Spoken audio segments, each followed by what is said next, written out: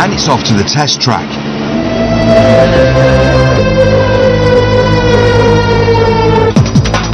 The car is put through its paces to ensure everything is working perfectly before it's shipped.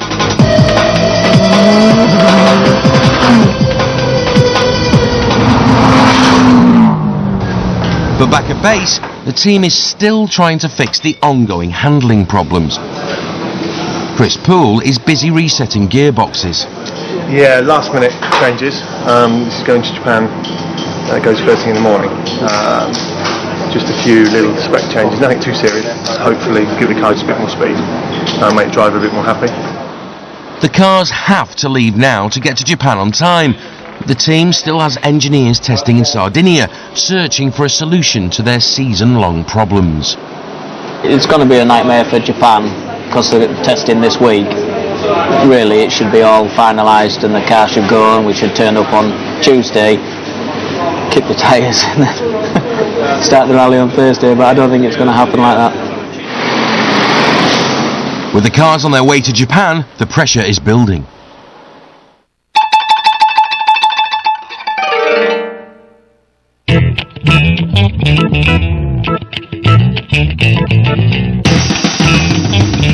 It's the week of the rally. Time to face the music. Time to face the press. Fresh off the plane, Petter, Chris and Richard meet up with Toshi for Subaru's official pre-rally press conference.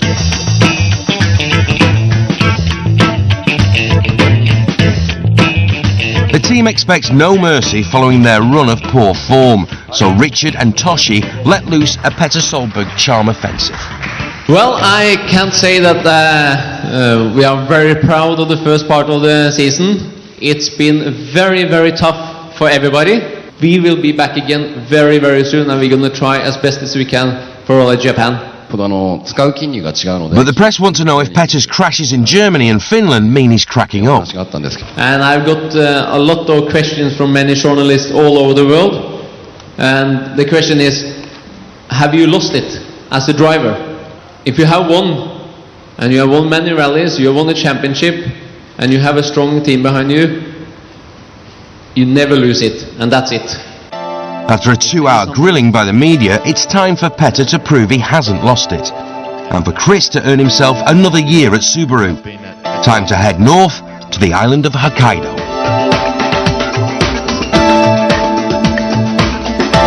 Rally Japan is based around the city of Obihiro.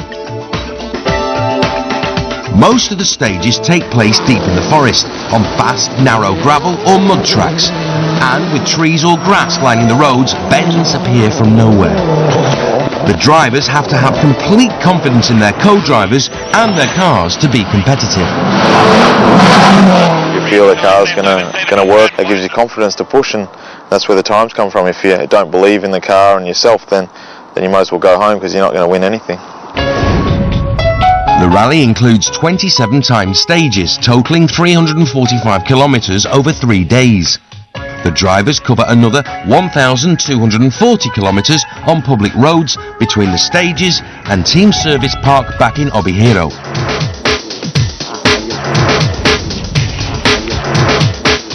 On the recce, top priority for Chris and his co-driver Glenn McNeil would be 4 new stages that weren't run last year. For most stages, it's simply a matter of checking through last year's pace notes, but for the new stages, Glenn must start from scratch. 9 right plus. To drive confidently on these fast, slippery stages, it's crucial your notes are absolutely spot on. 30 brakes, 7 left minus, 10 tight and tug, 6 minus. Get rid of the minus. It also helps if you've had success here before. 50 tight and tug, 6, don't go wide. Just 9 right. Driving before for Suzuki, we did the Asia Pacific around here a year before the World Championship came here, and then we did it again when the World Championship was here, and last year as well, so 3 times for us, which is an advantage, where every other rally we're at a disadvantage being young and inexperienced, so that's a good start for us, and as a result we got our best result here last year, and we'll try and work on that again. With less than 2 days to go, important news arrives in the rally park. The last-minute tests in Sardinia have unearthed a possible fix to Subaru's handling problems. and during the Sardinia test we've found some solutions. Unfortunately, we didn't really run enough mileage in Sardinia to sort of fully have confidence, so we built one gearbox in one spec and one in another, slightly sort of hedging our bets. The handling problem lies somewhere in the differentials, or diffs. The diffs, front, centre and rear, control how much power from the gearbox is applied to each wheel. The drivers depend on the diffs for precise handling, especially when braking and cornering. But they just don't seem to be working for Subaru. The drivers are allowed 2 transmission systems for each event, called the Rally and the Spare. So the team is setting them up differently to each other, hoping this will crack the problem. But it's not something that should be done in the gritty service park. No. It's one of those things I do not like doing on events. Normally we're in a clinical environment, dust free, so there's no contamination gets inside the transmission. But we'll make the changes now, then we'll have to see how it performs on the event. They've less than 24 hours until the units are sealed up for the rally, and with 4 gearboxes to set up, they're really up against it. If you average to do a box in and out of the car, then there's an average of 4 to 5 hours work on each gearbox. Will the new setup bring the change in fortune Subaru so desperately needs?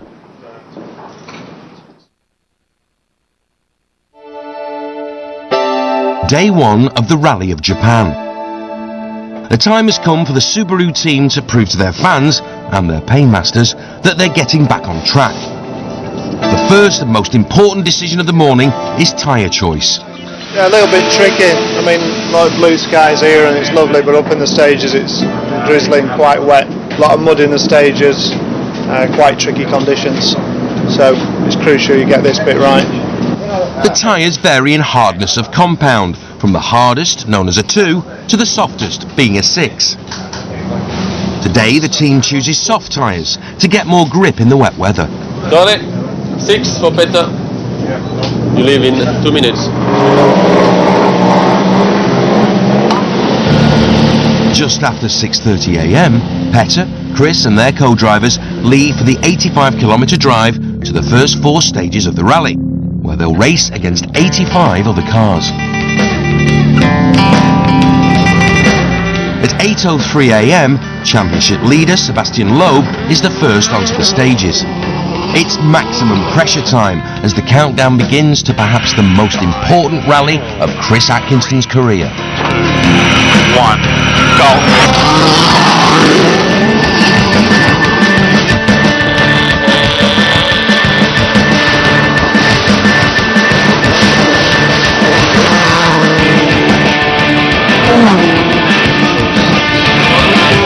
Monitors the stage times on the GPS tracking system as both drivers get into their groove. Petter's in third, just 3 seconds behind Marcus Gronholm. Chris is driving cautiously, perhaps too cautiously, as he's down in 7th after 2 stages.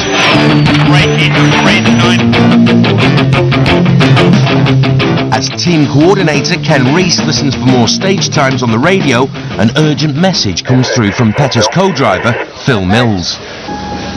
32.4, we got a problem after the telephone.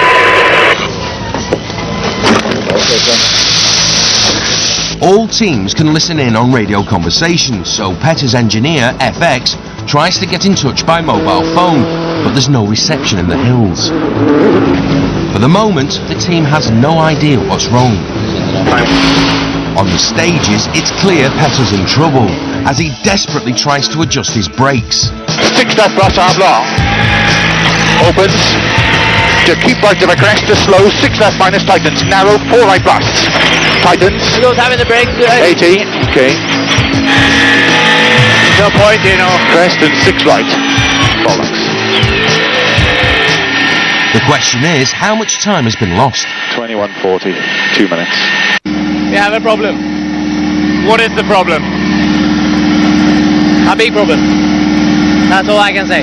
Okay, Petter's had a brake problem on the longest stage. Well, towards the end of the third stage, and then we dropped 2 minutes in the long stage, which is, in plain English, a disaster.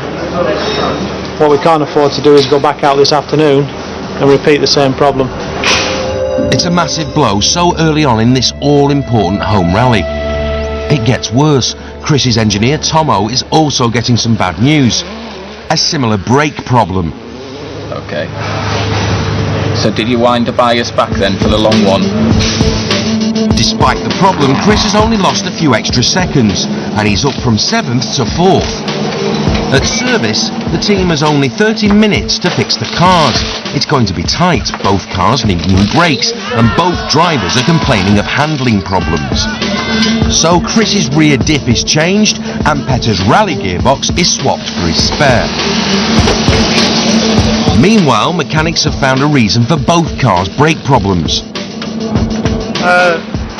It seems to be a poor batch of brake pads, just making the pedal very hard and no feel, which is quite tricky in real twisted stages because you can't judge the braking properly. You need to feel, the driver needs to feel when he's braking and exactly the force that he's getting back through the braking. With no feel from the brakes, Petter and Chris simply couldn't drive on the limit with confidence, meaning time lost at every corner. With a new batch of brake pads and his spare gearbox, Petter leaves just inside the 30-minute limit.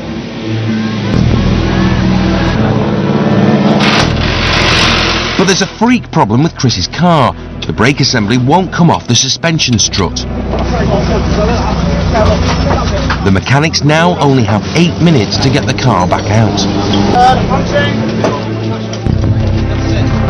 There's no choice but to go over the 30-minute limit, but for every minute they spend on the car they receive a 10-second penalty, which is added to Chris's overall time. Chris's hard-earned 4th place is slipping away. He finally leaves 5 minutes late with a crippling 50-second penalty. I got it! To be a superb hub change, you'll do it in 8 minutes. It didn't quite go 100% right, and then we had to bleed the brakes on top of that because we had to change the caliper, which we weren't going to do that. So at the end of the day, you just got to make sure the car's right. It cost us 50 seconds. With storm clouds gathering, Subaru were getting desperate for a change of fortune.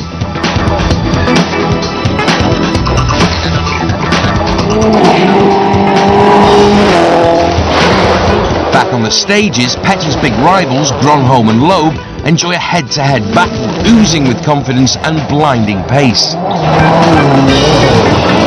Petter's still struggling, losing more time. Chris, with his drive at stake, ain't giving up so soon.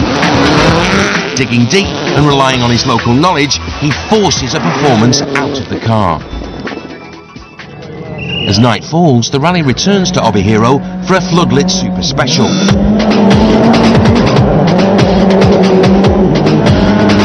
It's a tiny 1.5 kilometre stage, a showpiece for the fans, but even here, the Subaru boys are struggling.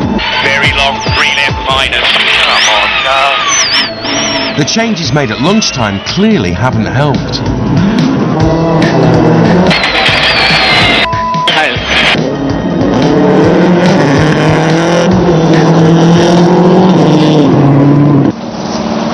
The day ends with a timed 45-minute service. But it's hard to make changes when you don't know what's wrong. Petter's rally gearbox is put back in after the spare proved even worse. Out of sight of the fans, a despondent Petter is starting to lose his cool. You know, the car is not staying in the ruts at all. Not at all. It's so difficult. You know, we are competing with some of the top teams, and you know, it's not good to have something and not the other. And you know, it's enough to lose 1-2 seconds on the super special. You know, no question. We will have it all.